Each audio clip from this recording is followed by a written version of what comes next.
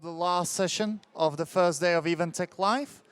For this session, we'll be using Slido to ask any questions for the upcoming speaker. So if you'd like to ask any questions, go to slido.com and put there the code ETL19. And we'll be using Slido for questions, but also for live voting during this session. We're gonna invite on the stage Kim from MCI Experience, and he's gonna talk about EventTech experience design. And we'd like to kick off the session with an introductory poll. We'd like to know which of these technologies are you guys actually using at your events already, because Kim is gonna mention these. So let us know, and also use Slido to ask any other questions during the event. So I'm gonna give a word to Kim, and we can look at the results. Thank you. Hello. Can everyone hear me? You have to put your microphones or your headphones on and all that sort of stuff. So welcome to the last session today. I am Kim Myhre, and I am with MCI Experience. How many have heard of MCI? Anybody? Yeah, some of you have heard of us? Okay. Yeah, she's the head of marketing at MCI, so she's heard of us. What I want to do today, you're going to see your voting. What I want to do today is I'm going to give you a little bit of, from our perspective, we work with a lot of organizations, corporate clients, and even association clients and government clients to help them figure out how to adopt technology in the most successful way around their events. And we've taken a sort of philosophical approach that says that you need to focus on your attendee first, and then look at what application makes sense and what technologies make sense second, not the other way around. Because we find them getting very excited about a technology and then they say, how can we squeeze this into the experience? That's generally not a good way to do things.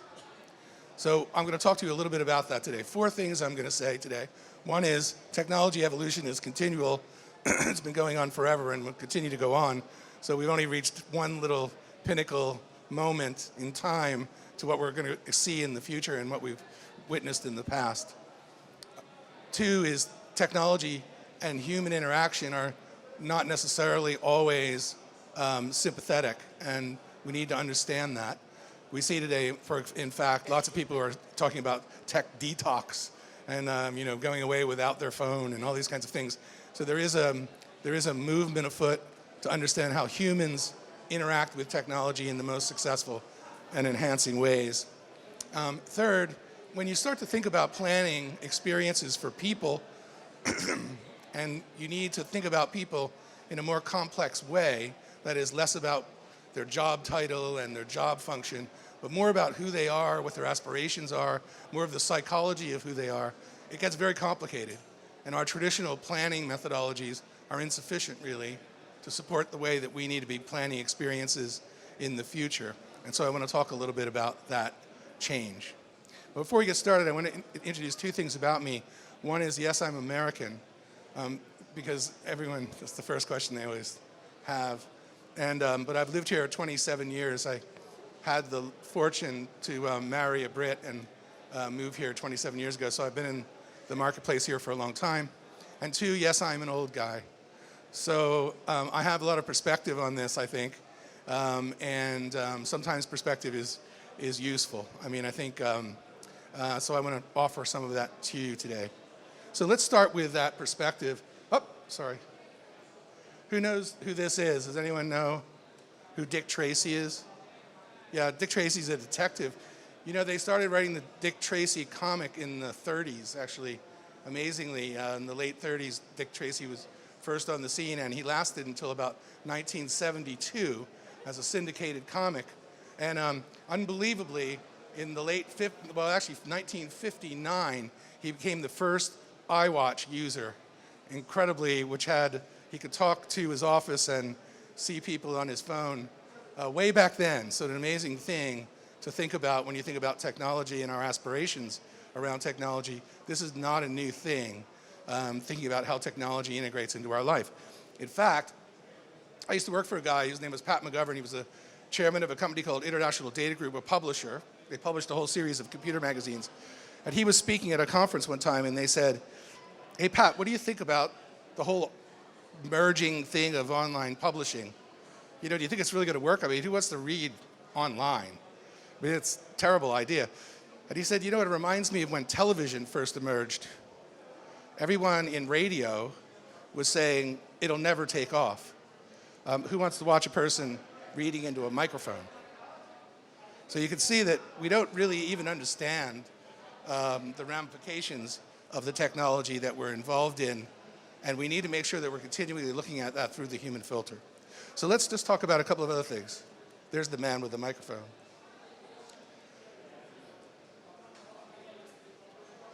So let's put this in the context of events. Why events? Why do we do events?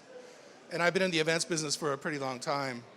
And I can tell you that up until, well, I think it's probably still true, that events have generally been used as a broadcast medium. That is, you get lots of people in a room and you talk at them. And you hope that some of them were somehow convinced of your argument or your message or your product. I see it all the time in big events that we do. Events today, I'll describe this for you. You show up at a venue, you stand in a queue to register, you get hustled into a big room where music's blaring, the seats are so close together that you sit down, you have to hold your bag on your lap. The CEO gets up there and she talks and talks and sells, goes way past her time because she can. No one's going to give her the 5-minute warning that I'm going to get. Then they rush you out into the hallway for some quick watered down coffee, and then quickly into breakout rooms with PowerPoint presentations with speakers who were technical geniuses but rubbish speakers. Today, that's going on today, right here in London. And that's what we call events, typically.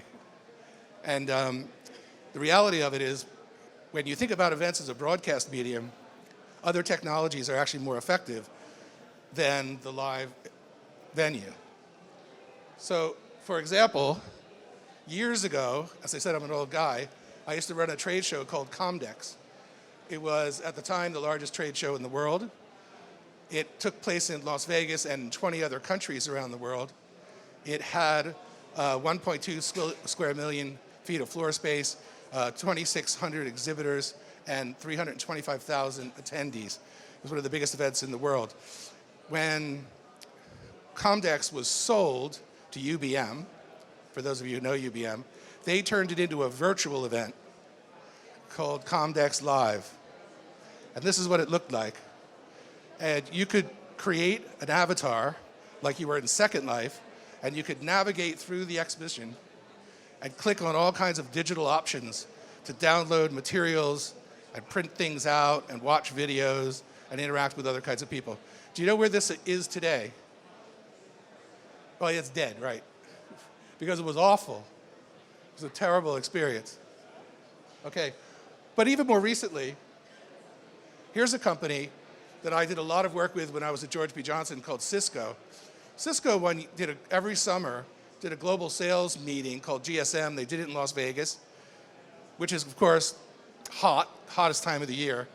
They flew 15 to 20,000 people from all over the world into Las Vegas, into this air-conditioned facility in the middle of Vegas with these big jumbo jets. And then they had executives on stage riding bicycles attached to servers to show you how little power consumption their servers required, like the big environmentalists that they were. Well, at the time, this guy, John Chambers, who was the CEO, said, that it's a really mixed message. This thing costs a lot of money, and it's not really consistent with our sustainability message. And could somebody tell me what the effect of this event is on our sales? Can you show me some data? Well, at the time, they couldn't. They probably could today, but at the time, they couldn't. And so he said, well, what if we just cancel it this year and figure out what we should do? And of course, we were at GPJ, we were like, shite, that's a lot of money we're going to lose. Holy, let's figure that out. And we said, look, we could take it online.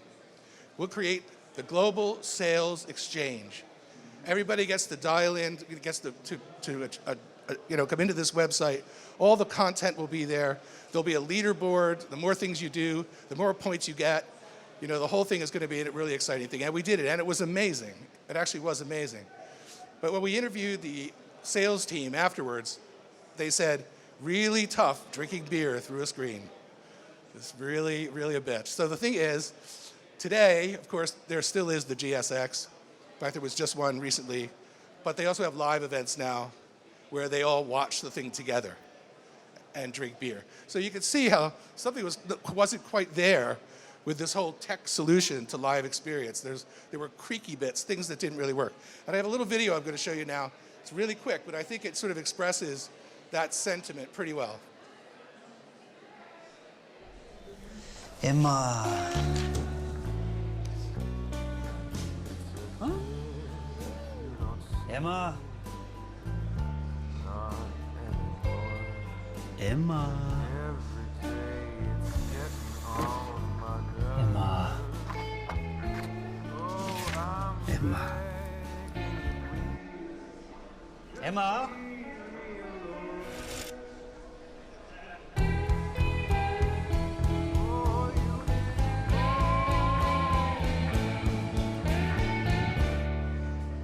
Yeah. So paper has a great future, and so do live experiences. I think, the objective really here is not to displace the human-to-human interaction, but to enhance the experience and to make it a better experience, and that's the business that I think we're in. Whoop.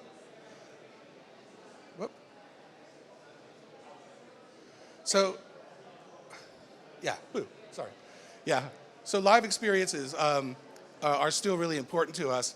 People coming together, whether it's, this now is up to over 2,000 people with red hair who meet for Red Hair Day in Holland. It's actually been extended to 2 days now.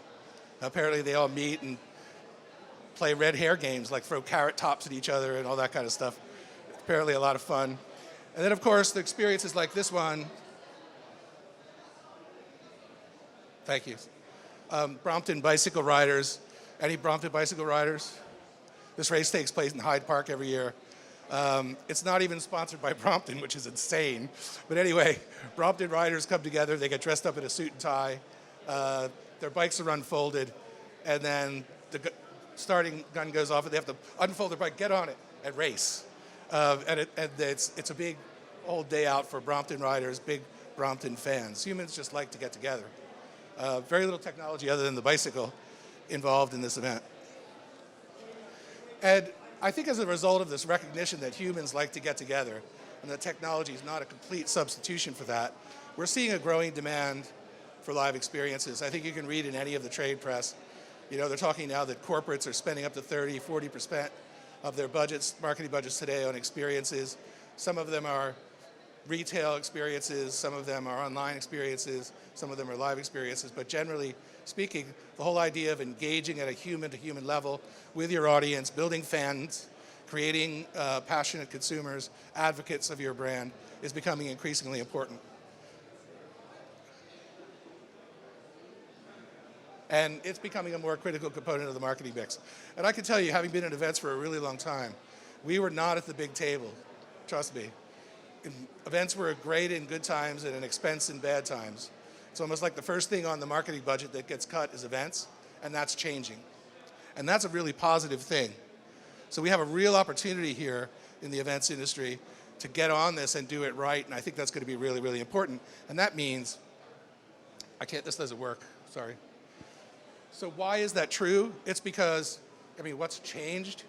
It's because we've changed. If you go to my next slide, do you know that today, how many know Hitchhiker's Guide to the Galaxy? Do you know it? Do you know his view of how technology adoption occurs? He says if you're born, all the technology exists when you're born, makes total sense and is the natural order of things. Any technology emerges between the ages of 15 and 35 is incredibly exciting breakthroughs in science and possible business opportunities. Any technology after you're 35, waste of time. Yeah. Well, today, half the world's population is under 35, which is amazing. And within those 35 years, they've all been technology empowered. My kids have had phones since they were little kids. They're in their mid-30s now, but they are 20s, but they've had phones for years. They've had computers for years. They don't know a time before there wasn't the internet. All of these things have become just part of our lifestyle today. They're the natural order of things. They're not extra things, they're not add-on things. It's the way we live our life today, and that's incredibly important. And we demonstrate that by just the way we live in this kind of on-live world. Part of us is living live, and part of us is living online. We're using our phone to find places and directions. We're driving with sat-nav. We're scanning things in the supermarket. We're getting up first thing in the morning with our alarm. We're talking to our Alexa. We're doing all these kinds of things without even thinking about that it's technology. It doesn't even matter. Most people don't even know how their phone works. It's just a natural order of things, the way we use our lives. And that's why the adoption rates of these technologies accelerates so bloody quickly. It's because they're not seen as disruptive, and they're not seen as extracurricular. They're seen as a natural evolution of things.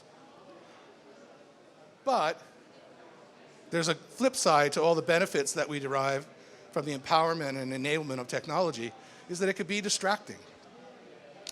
The amount of messages we get every day, I mean, I can tell you my email every day, just my email alone is incredible.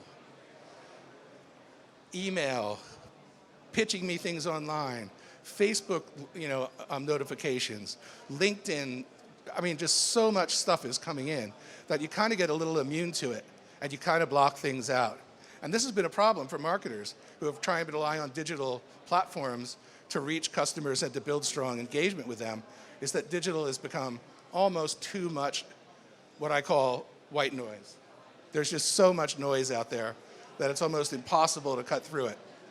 And advertisers are feeling this, digital marketing organizations are feeling this. It's really becoming an issue. But guess what? Experience cuts through the clutter. And we're seeing this more and more, which is why you're seeing brands starting to spend money on bringing like-minded people together, creating experiences that they're passionate about, and building the right kinds of experiences. But having said that, as we said, we live in a tech-enabled world today. It's a natural part of things, the natural way we work, our phone. I was at a session earlier today, and I thought it was really interesting. They were talking about techniques for convincing people to download the app. And it was kind of like at one show, like they got up to 15%, and they were like applauding each other. And I was thinking, it should be a natural thing, shouldn't it? That if it's something that it's interrupted and you have to download, I think there's kind of a problem with it. And I think that's kind of what we're seeing when we start thinking about the tech-enabled world, is that technology needs to be on live. It needs to be the integration of live and online experience. It needs to be something that makes sense, the way we live our lives and the way that we manage our time and the way that we interact with other people. Not something external to that, not something particularly new. And the truth is today that event organizers are not in control anymore. Their audiences are. I can't tell you how many major keynote sessions I've been to where I walk through the back of the room because I'm the organizer, and all I see are blue screens. They're not taking notes. Trust me. They're shopping for new wellies or something. They're doing something, but they're not taking notes, I can tell you, because I'm listening to the content and it's like, I don't want to buy one of those. So they're somewhere else. So you can get them to sit in the room, but you can't get them engaged unless you really pay attention to what's important to them. And so when we're designing experiences, we start with the audience first. And the key to that is to really understand who that audience is, how sophisticated they are with technology, what technology is already embedded in their day-to-day existence, what makes sense for them, what doesn't make sense for them, what would be disruptive, what would be enhancing, what would be adventurous, what would be just a waste of time. And those decisions need to be made before we even look at the technology.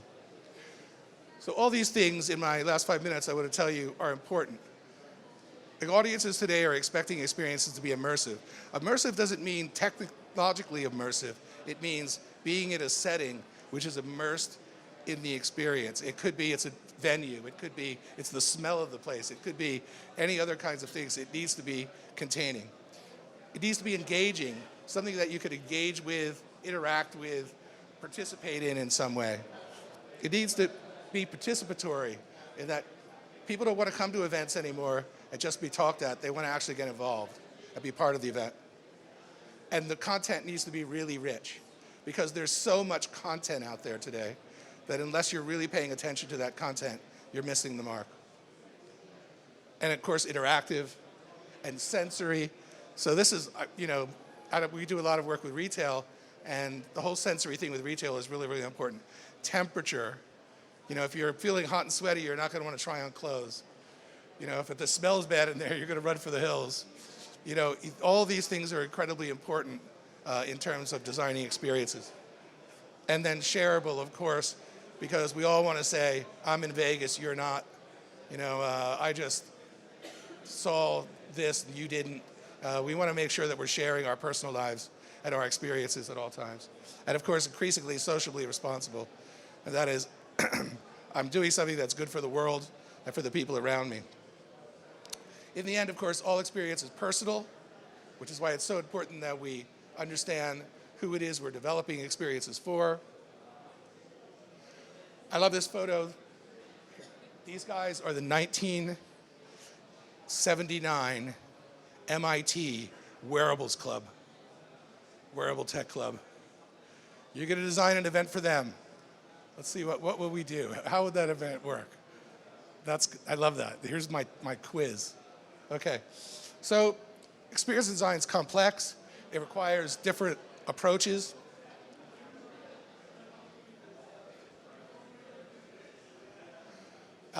Some of the things that people are using and that we use in our agency are using design thinking principles, where you use empathy and in your design process, walk in the shoes of your audience, beta test, ideate, figure out what works, what doesn't work, use the right kinds of things, not assume that one thing will fit all and that one experience will achieve your goals, to get a very, very down and dirty human approach, human-centered design.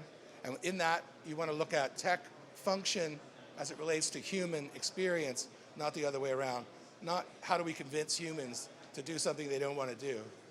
Instead, how do we enable humans to do what they want to do? The tech landscape, as you've just seen today, is crowded. There are an awful lot of products. They're being sold on features generally. It's really important to understand how they play into your strategy when you're designing events. And that's going to be increasingly important. And you'll see that start to become more important even to event technology providers who are going to have to start to understand the attendee and the attendee value proposition side of the event experience.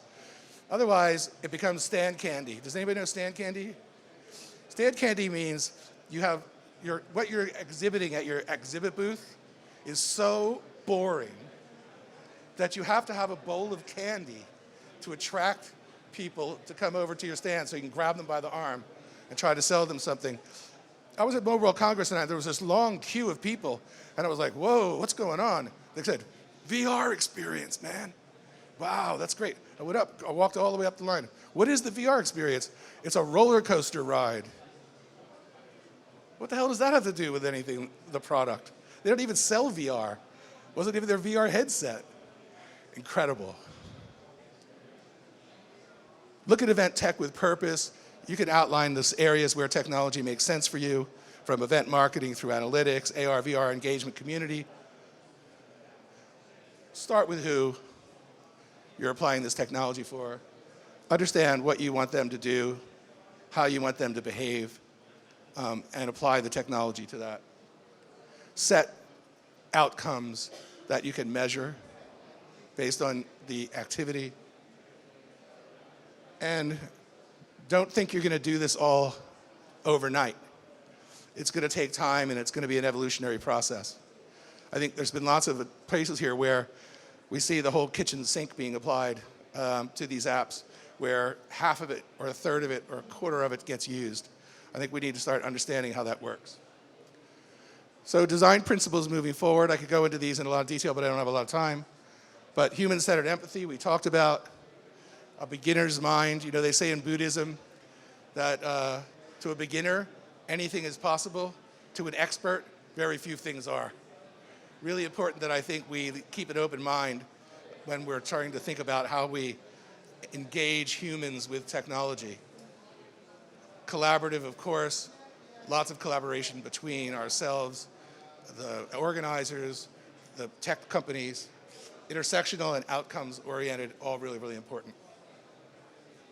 And that's it. Thank you very much. Kim.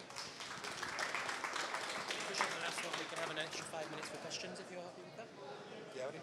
Thank you, Kim, for the presentation. We're just going to quickly go through the top voted questions. So maybe from your experience, what are the best use cases of using technology at events?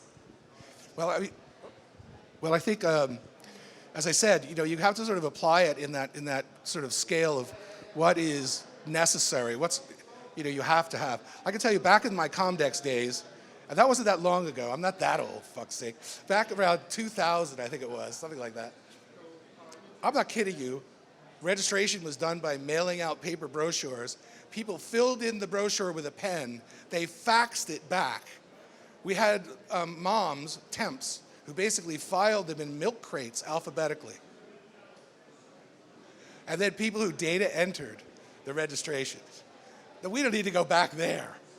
So of course you want to have registration. That makes perfectly good sense. If you want to track people and what they're doing on the floor or in your experience, make sure you understand why you're doing it. Even more importantly, understand what the benefit is to the audience of you doing it. That makes it even that much better. I can't tell you how many clients I've worked with who have a tech company come in. They're able to track all kinds of movement around the floor using RFID and other kinds of things. But I know them. They're not going to do a damn thing with it. They don't have anybody who does those analytics. I don't even know why they're doing it. It's not necessarily a benefit to the audience, and it's not necessarily a benefit to them. That's the puzzle that I think we need to work out. Thank you. I think we have time for one more question. You've talked about immersive. So do you have a benchmark example for an immersive event? I actually do. Again, this is one of my old age benchmarks. So years ago, there was a company here in the UK called Orange. They were a telephone company. And I worked for a company called George P. Johnson. And we organized an event for them, which was called Code Camp. And the idea was we'd get all these coders to come in and hang out for a couple of days and code together, all using the Orange platform. And that was kind of what we were kind of do. The guy who was responsible for the coding program in Orange was actually an American. And his memories of camp were like the camps you have up in New England. Like you have a campfire and you have like picnic tables and all that sort of stuff. And so we're in the south of France and we take over this ginormous room and we put in picnic tables.